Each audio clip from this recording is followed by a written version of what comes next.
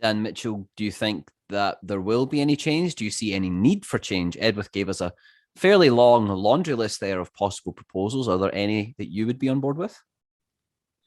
As the father of three kids who are now grown, so fortunately I don't have to worry about this, but I can just only imagine how utterly horrible and devastating it would be. But here's the problem. What piece of legislation that people are talking about is going to change any of this? We have more guns in this country than we have people in this country. And of course, 99 point whatever percent of Americans who own guns are perfectly law-abiding, good people who are using guns for self-protection and recreation and things like that. And we do have this little thing called the Constitution that would prohibit wide-scale gun confiscation and gun bans. So I wish I had a magic wand. I wish that we had some way to use these ERPOs to identify and stop the crazy people out there.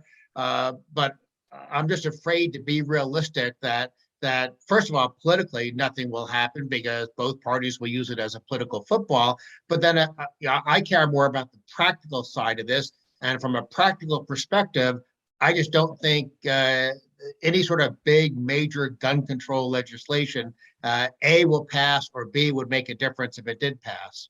I think the one thing that it seems that most authorities seem to agree with is that the shooter was essentially left undisturbed in that classroom for between 40 minutes and an hour. Dan, you look like you want to jump in on that. Well, I want to defend that statement that my conservative friends make, because ultimately this bad guy with a gun was stopped by a good guy with a gun. Now, after killing 19 children.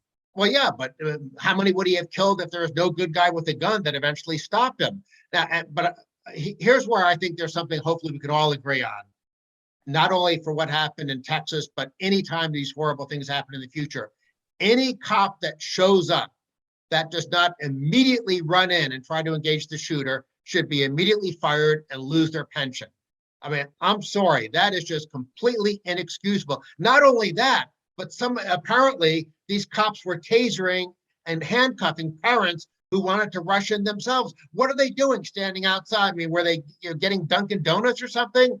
I mean, yes, I realize it's a dangerous job, and I would not want to be in the position of being the cop having to run in with some nut job shooting a gun at me. But that's what I signed up for. And if we're not going to have our cops willing to risk their lives to protect the children of a community, then they shouldn't have a badge. Dan, I want to come back to you last before we take some viewer questions. You mentioned the recreation aspect, and I can be quite open at admitting, as someone from a different country with very, very different gun culture, read no gun culture, that I have tried it here. I have fired an AR-15 style rifle, and I enjoyed it at the range. I enjoyed clay pigeon shooting. I've enjoyed target shooting with a hunting rifle. Does that enjoyment really justify, though, the kind of violence that we're seeing in the country? I don't think the two things are connected at all. The fact that you enjoy target shooting and clay shooting, you're never going to kill anybody. You're never going to be a bad guy. And even if you decided to forever and ever give up your right to own a gun, that's not going to stop a bad guy from getting a gun. Let's keep in mind, we used to ban alcohol in the 1920s. People got alcohol.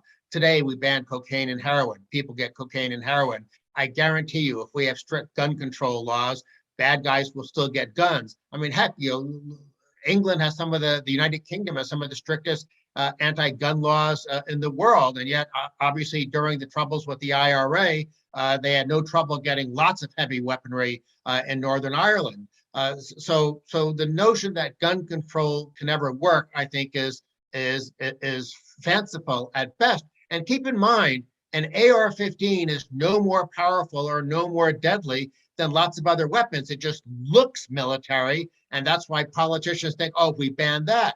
Well, what's to stop some nut job from just getting a regular old handgun with a 20-round magazine and having like 10 magazines? He can fire just as many rounds with just as much carnage, even if you ban all the AR-15s in the country. And so it's not what we wish we could do, it's what we can practically achieve. And I'm afraid I agree with Peter that if you just have nut jobs in a free country, those nut jobs are probably going to get a hold of things and do some damage. And the best we can do is just figure out on the margin what's going to possibly help things. And that's why we all sound so frustrated and upset, because we just don't know how to stop these things from happening, especially when you have these losers in society who figure, well, I'm going to go out in a blaze of glory and people are going to remember me. And that's how they validate their pathetic lives.